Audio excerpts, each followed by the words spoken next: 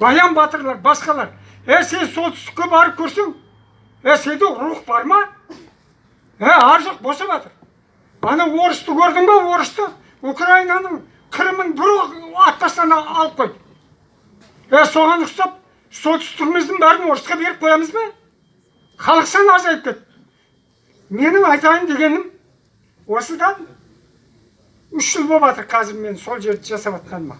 Бұлай районы, Пролетарский селосына.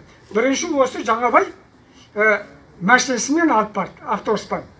Алып барып, бәрімізді аралатып көрсетіп, районның газелдері келіп, бізді Петропавлдан бөліп алып кетті. Сонан мені жаңағы Мағжан Жұмабаевына жазған екен, бәрін аралатып көріп қайттым. Сөйтіп, келесі біраз адамдарды машинамен көшіріп алып кетті. Сонда маған келді. Сіз ата не қыласыз деп. Жаңағы бір үйде бір бұзық болса, сол балдарыңқы бұзады, бәрін бұзады. Сөйтіп, Жаңабайдың бірінші көшмені мен бара алмай қалдым. Кейін балдарды үгіттеп, басқа қылып, кейін қайтадан бардым. Барып, қазір Пролетарский елді мекенінде тұрып жатырмын. 3 жыл болды. Халыққа қызығы Пролетарский ауылында 18 мың қой болған екен. Үлкен совхоз болған екен. Қазір 40 шақты үй бар. Соның 12-13-і уже сатылымға қойылды. Мен барған жылы 10 жылдық мектеп еді.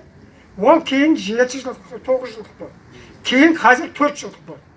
Міне, ал енді жер бос. Мысалы, маған картошка ексеңіз, егіңіз, міне жер деп айдап бер. Лунин деген сол жерді кооператив бар екен. Бастығы жерді айдап бер. Бала шағамызбен жаңағы картоп ектік. 500 кіло егілек 5 тонна картоп алды. Мынаны қараңыз. Енді балам қазір сол жерде құс фермасы бар екен. Сол жерде 100 мыңға машинасын айдап жүр. Соның суын тасиды, жемін тасиды. Балдарына ақшасын алып жатыр. 7 баласы бар. Соның 2 мектепке барып жатыр. Мысалы, енді сіздерге айтатын жағдай, мына жердегі топыр тоқтату керек. Келешегіңді ойласаң, балдарыңды оқытамын десең, білімді етемін десең, сол жаққа бару керек. Не керегі бар? Үй үстіне үй салып, бәрі топырлап, жұмыс табамай. Өткенде біздің дербісекте төбелес болды.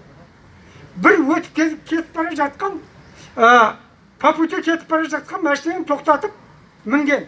Сөйтсе, анау таксист келіп, мен не үшін тұрмын? Мен осы адамдарды жинаймын деп тұрмын. Сен неге мінгізесің деп төбелес болды. Бұл дегені тұрмыстың қиыншылық болып жатқандығы. Мен сендерді түсінбеймін. Жастар, кімнен қорқасың? Мемлекет қолдап жатыр. Жерді беріп жатыр. Үйді беріп жатыр. Мысалы, мен өзім барғаннан кейін бөліндік. Семья бөлінейік. Сөйтейіктағы өкіметтің ақшасын алайық, үй алайық деп. Мысалы, 4 жаңа қызым, балам, 7-ші класста оқитын қызым, әйелім 4-өмізге жаңағы миллионға жуық ақша берді. Соған 600 мыңға үй алдық. Сөйтіп та оны залогқа қойдық. 2 миллион 700 мың теңге шықты. Мен ең алдында күмәнданып едім. 600 мыңға алған үйге қайбір субсидия беріп жарқат деп. Сөйтсек, өздері заявление жазасыз, өздері келіп, өздері суретке түсіріп, үйіңізді залогқа қояды. Народный банктен сөйтіп, біз ақша мал алдық. Міне, тіршілікті полный жасауға болады. Қорқатын жағдай жоқ. Былтыр алдыңғы жылы ноябрьдің басында ғана қар жауды. Одан алдын бір рет ұшқындап өтті, болды. Қыс жеңіл, қорқатын ешнәрсе жоқ. Көмір бар. Мына жердегідей ойбай анандай мынандай деп жатқан жағдай жоқ. Ал енді бірақ бұзықтар бар. Мен 1-2 бұзықты ұстап алдым. Сен ит дедім, директор болуға бардың ба, айуан? Сен бұл жерде әркімнің үйін туалетін қазып жүруші ғой. Бардың, ақшасын алған сөйткенде мен жоғалттым, ақшам жоқ. Анаудан мынау туда да суда сөйтіп қайтты. Тұр біздің ауылдың баласы. Менің айтайын дегенім, ондай бұзықтың тілін алма. Міне, шүкір Құдайға биыл тағы 2 балам барады. Тағы да біраз жігіттер шығып тұр. Соларды алып барам мен. Құдай қаласа. Әңгіме осы. Бәрекелді. Менің ойымда бір ауылдан 10 шақты семья шығатын болсақ, бір жерге барып жайғастырайық. Біз демеушілік жасаймыз қолдан келгенше.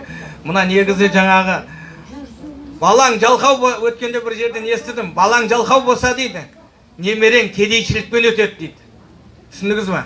Сол үшін балаларды жалқаулықтан айырайық. Жаңа үлкен жетістікке жету үшін үлкен тірлік істейік. Ход қай жерде істеңіз, ход мына жерде істеңіз. Бала шағамды неған екен өмірге алып келген екен, соған жағдай жасауымыз керек. Бетіне қарап отыратын